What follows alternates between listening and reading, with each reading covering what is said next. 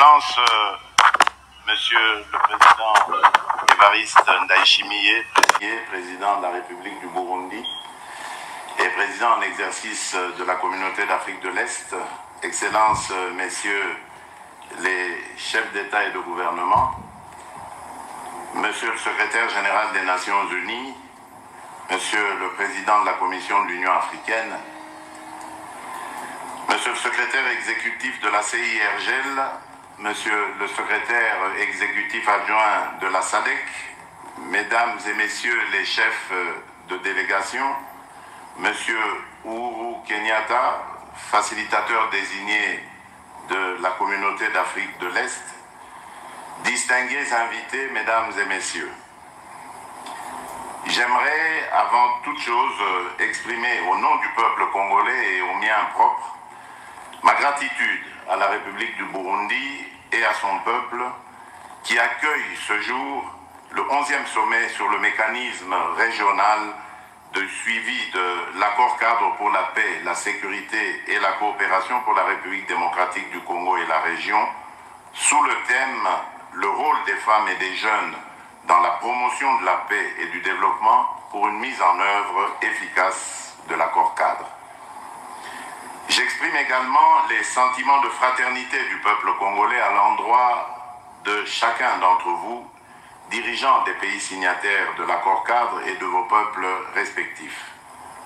Je salue en outre la présence parmi nous du secrétaire général des Nations Unies, M. Antonio Guterres, dont les efforts inlassables à la quête de la paix et la sécurité dans le monde en général et dans notre région des Grands Lacs en particulier ne sont plus à démontrer.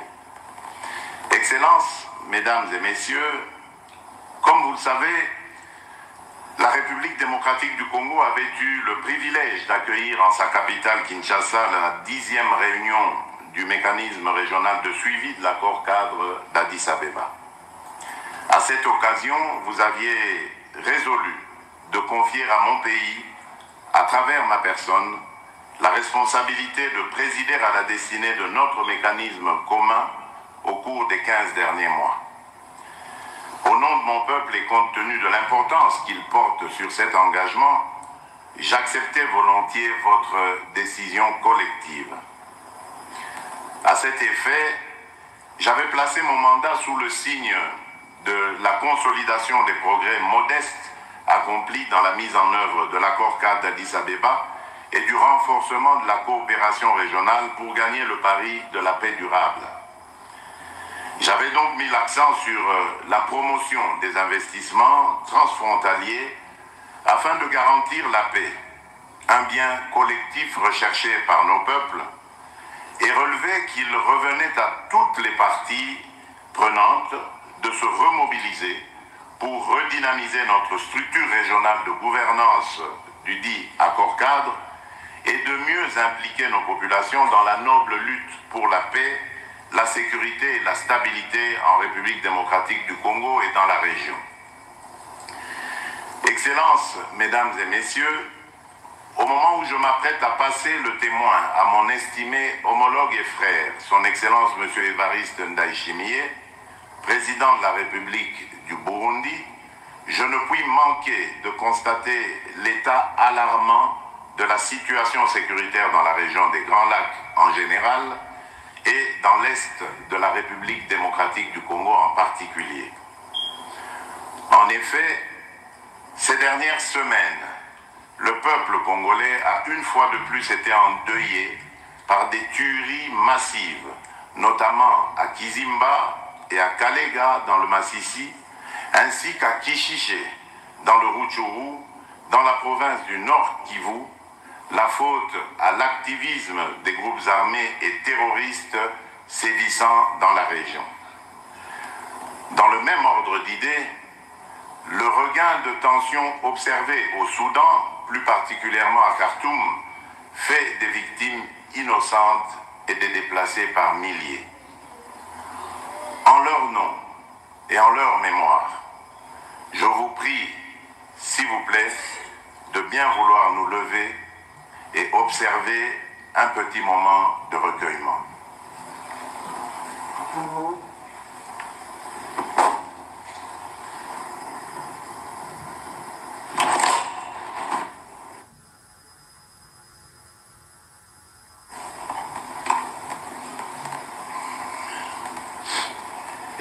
Excellences, Mesdames et Messieurs, il y a de cela une décennie, la signature de cet accord cadre à Addis Abeba augurait de lendemains meilleurs et radieux pour les peuples de notre région. Nos États souscrivaient et décidaient de faire du respect de la souveraineté et de l'intégrité territoriale des pays voisins, de la non-ingérence dans les affaires intérieures des uns et des autres, de l'interdiction de fournir une assistance aux groupes armés ni à des personnes impliquées dans des crimes de guerre et contre l'humanité ou des crimes d'agression, et de la facilitation de l'administration de la justice grâce à l'entraide et à la coopération judiciaire dans la région, la pierre angulaire de notre action collective, nous autres États géographiquement localisés dans cette région des Grands Lacs africains. À la lueur des objectifs consacrés par cet accord historique, d'aucuns auraient préféré que soit célébré ce jour avec faste les acquis de notre engagement collectif pour une région des Grands Lacs complètement pacifiée.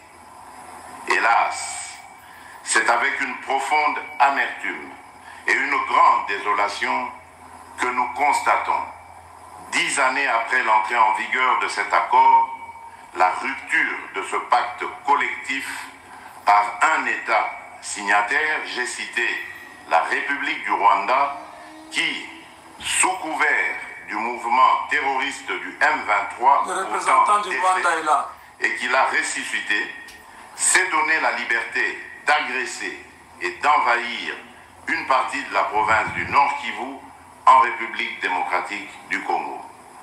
Et ceci en totale violation de l'engagement régional numéro 3 de l'accord cadre dont il est signataire, de même que les chartes des Nations Unies et de l'Union africaine dont il est partie prenante, le tout sur fond d'exploitation illégale de nos ressources naturelles.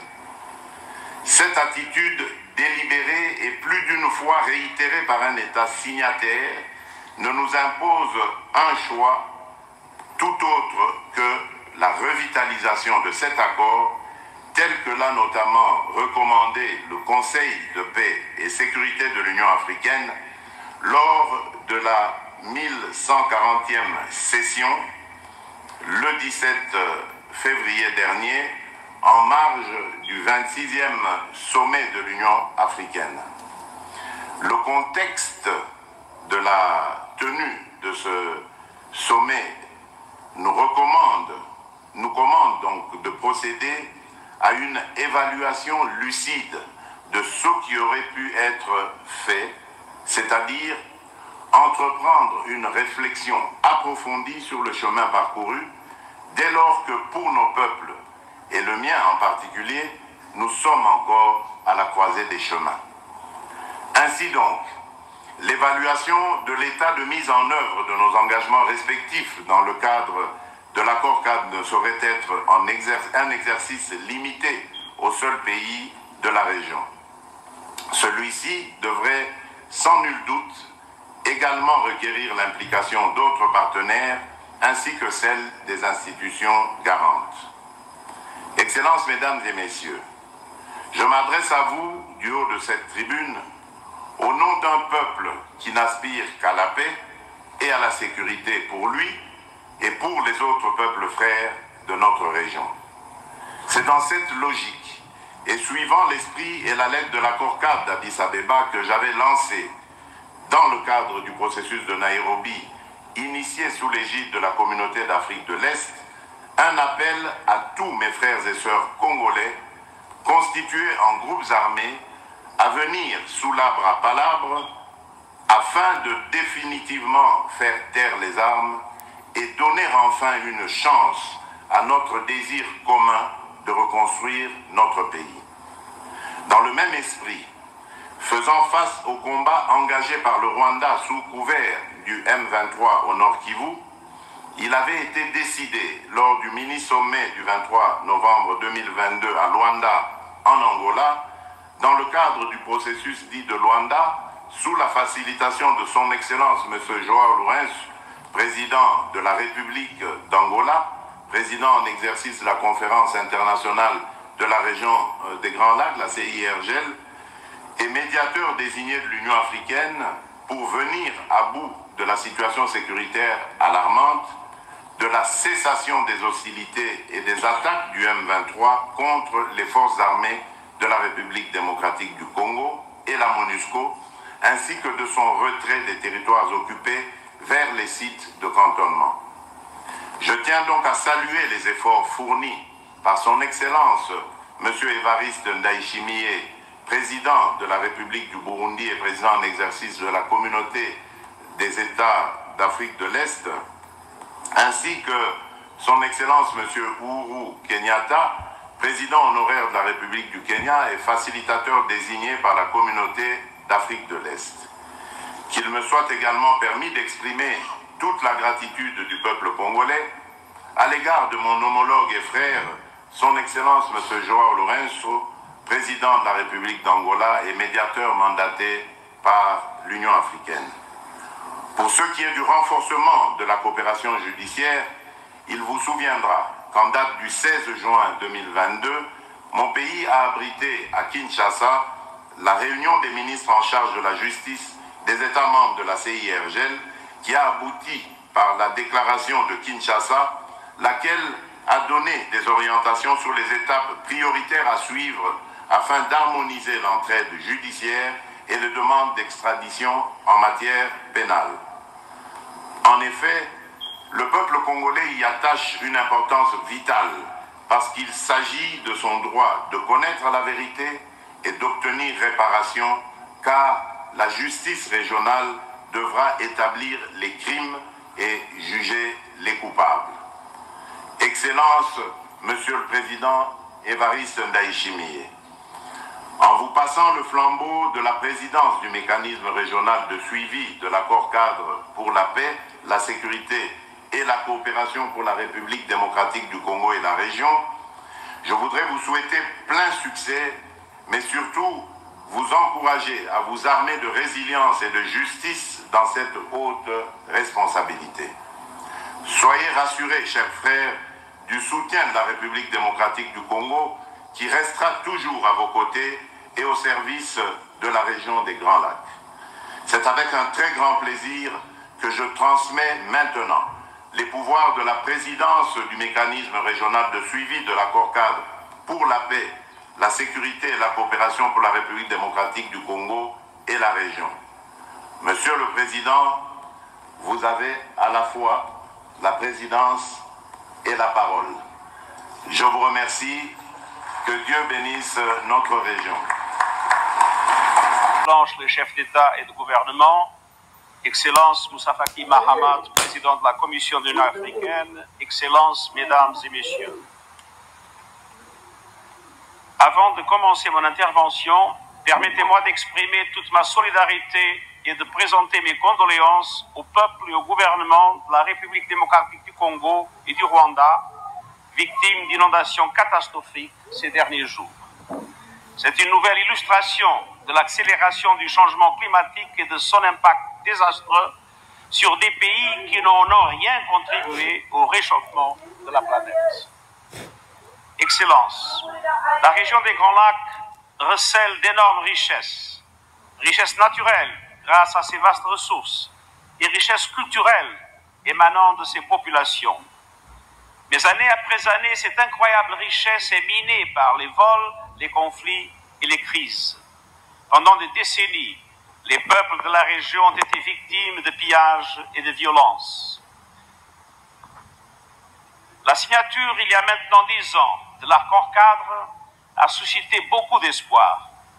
Elle a marqué un tournant lors duquel les pays de la région ont pris des engagements concrets afin de mettre fin au cycle récurrent de violence, notamment dans l'Est de la RDC, et de construire une paix et une sécurité durable. Je félicite les pays signataires ainsi que les institutions garantes pour le travail accompli pour mettre en œuvre l'accord cadre.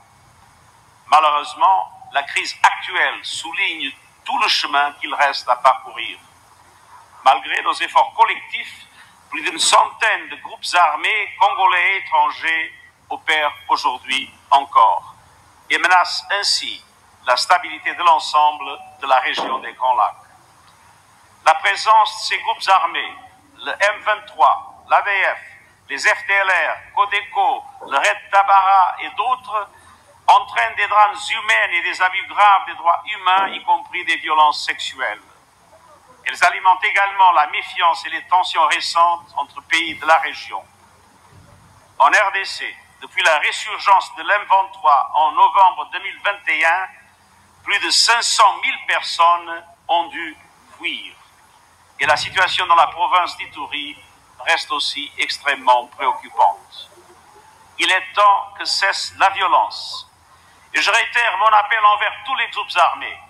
Déposez les armes immédiatement et rejoignez les processus de démobilisation, de désarmement et de réintégration. Et j'exhorte également les responsables politiques et communautaires à en finir avec les discours de haine et d'incitation à la violence. Toutes les parties doivent mettre en œuvre les décisions prises dans le cadre des processus de Luanda et de Nairobi, sans délai et sans exception. Seul le dialogue constant et sincère permettra aussi de trouver des compromis durables. Je salue les efforts récents des dirigeants de la région afin d'éviter une escalade des tensions. L'Organisation des Nations Unies et la MONUSCO continueront d'appuyer les initiatives régionales, y compris la force régionale de la communauté de l'Afrique de l'Est, et j'appelle tous les partenaires internationaux à en faire de même. Je salue le consensus des acteurs de la région autour des mesures non militaires visant au désarmement, au retour et à la réintégration des groupes armés étrangers dans leur pays d'origine. Et la lutte contre l'impunité représente une autre étape importante. Les auteurs de crimes transfrontaliers et internationaux doivent être traduits en justice. Excellences, the Democratic Republic of the Congo and the region are rich in natural resources. The Congo Basin is home to the second largest rainforest in the world, accounting for 10% of global biodiversity. It has an abundance of unique animal and plant species and many precious minerals. The heritage of the DRC belongs to the Congolese people.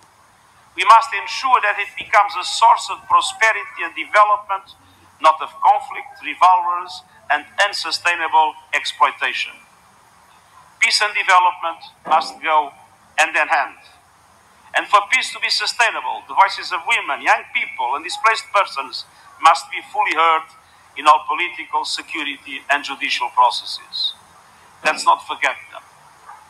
Excellencies, I encourage the signatory countries, the African Union, the International Conference of the Great Lakes region, and the Southern African Development Community to redouble their efforts.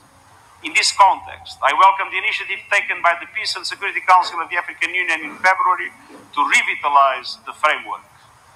The United Nations remains fully engaged by your side. Only together can we achieve the common objectives of peace, security, and cooperation of the Addis Ababa framework. The peoples of the region are counting on us. I thank you. Asante sana. Murakoze Chane.